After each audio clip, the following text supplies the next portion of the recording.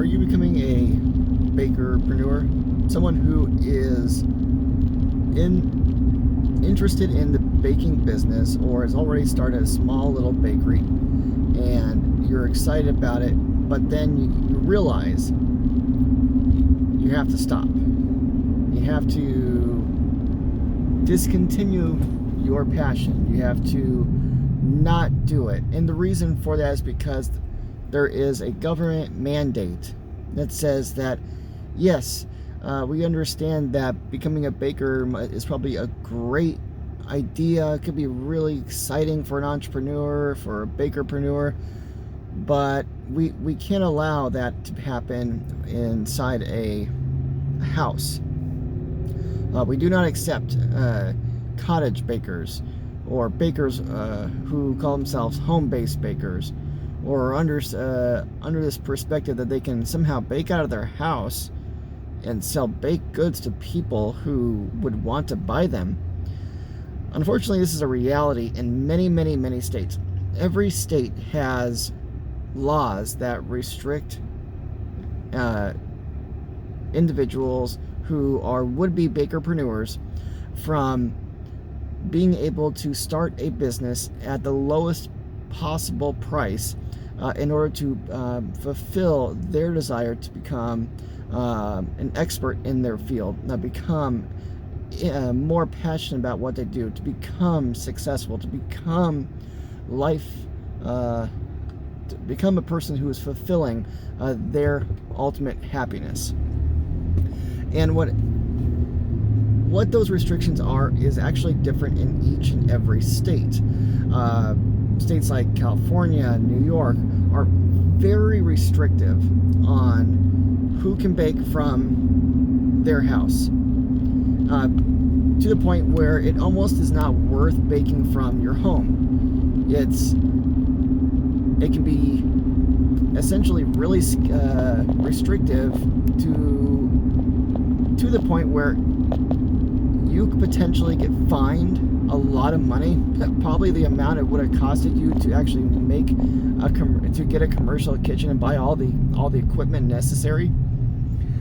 Or you can go to jail. Yeah, you can go to jail for starting a bakery business. You ever thought that would be possible here in the USA?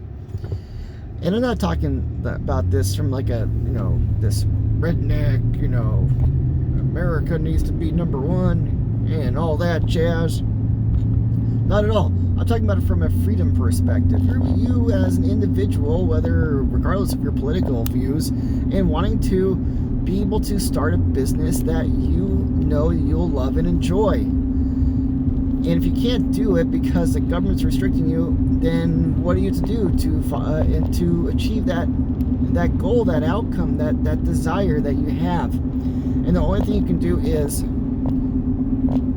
become almost like a black market. You have to do things behind the scenes. Did you know that this is funny. You go on Facebook and you get into some community groups, and people are asking, I'm looking for someone to bake a cute little cake that has flowers and stars on it. Do you know anybody around town? And people will literally tag a couple bakeries that have facilities, but the majority of those will probably be individuals, just one person working out of their home and baking out of their own oven, mixing from their own home mixer, and it's either a cake mix like a Betty Crocker thing, or it's their own created recipe, but they're doing it from home.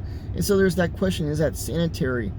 Well, you don't know as a person who's going to be purchasing. What you do know is that you want to purchase something, and guess what? You will not pay more than X amount. And so usually those individuals who are just starting in the game, or doing the baking as a hobby almost, tend to be very inexpensive. They tend to be in the ballpark of maybe 20-30% of the standard price that a commercial bakery would charge. And so it is advantageous to those individuals who are on a set budget or just want to pay a lot less to hire on someone who is technically, according to the state's laws, doing something illegal. They're baking from their house to provide those baked goods to someone else in exchange for some money. How terrible is that? They're not hurting them. They're not doing anything mean. They are simply providing a service at a price that someone else is willing to pay. So, as baker-preneurs, or people interested in the bakery business, or those who are fans of the people who are cottage bakers, and especially ones like me and my wife who are full-time in the cottage bakery world, where if we do not bake, we do not eat, then explain to others, get the word out that these type of restrictions are absolutely ridiculous. It is of no interest to the government whatsoever that a person wants to be a baker and do it from their home, and someone else is accepting that. Another person is accepting that they work from home, understands the potential issues that could be there, but finds that the value is the best for what they need. So it is that individual who is taking the risk. They're taking a risk of whether it's going to be a crappy design or it's going to be a beautiful design. They're taking a risk of the person says that it's homemade, but it's cake mixed from a Pillsbury box. Nothing wrong with those commercial mixes, but let's face it, when you want something that is a recipe built in-house, you kind of expect that. You kind of want to have that experience. So, I mean, you are taking the risk there. You're even taking that same exact risk when you're ordering from a commercial bakery. And most people do not put that in consideration. When I say most people, I'm talking about like 99.8% of people don't give a damn about that. They care about the price, the quality, and the taste. And one of those is the primary factor. And then when they reach out to a bakery, they are going to use that primary factor as the first thing to validate whether or not they want to give this prospective baker the opportunity to bake for them. So always get the word out that being a cottage baker is a good thing. It's providing opportunity. It's making others happy. It's making an individual fulfill their desire, their interest, what makes them feel like they are a productive person. And remember that when it comes to the government is strictly force. The only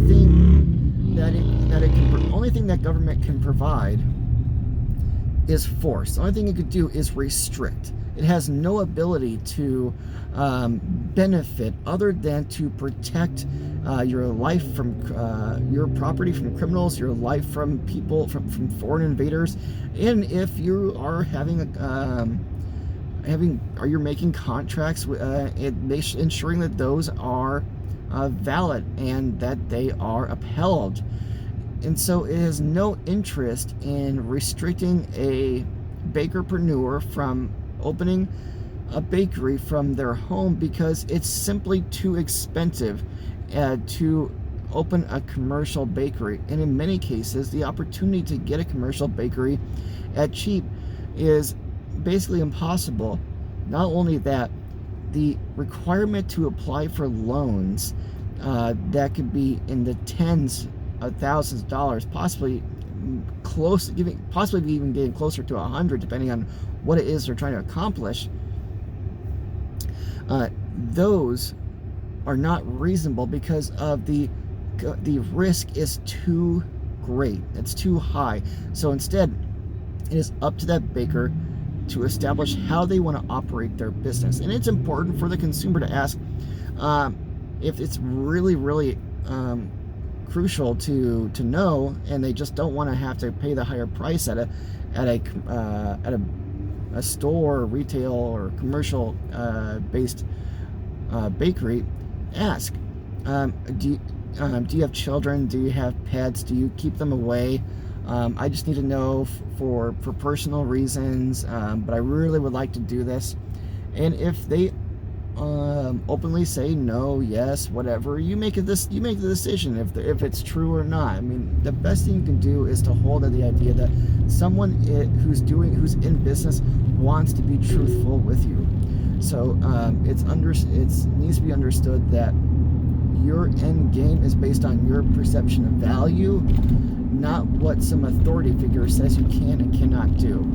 So remember, when new laws come up that are going to affect Baker-preneurs, say no to that, and protect Baker-preneurs, and protect the idea of being able to start your own business, and be able to start your business at the lowest cost possible, so you can get the maximum gain possible in the long haul. So that's another political point, I guess you can say, but very much an important one for us Baker-preneurs. Talk to you on the next Michael Sweet Journal.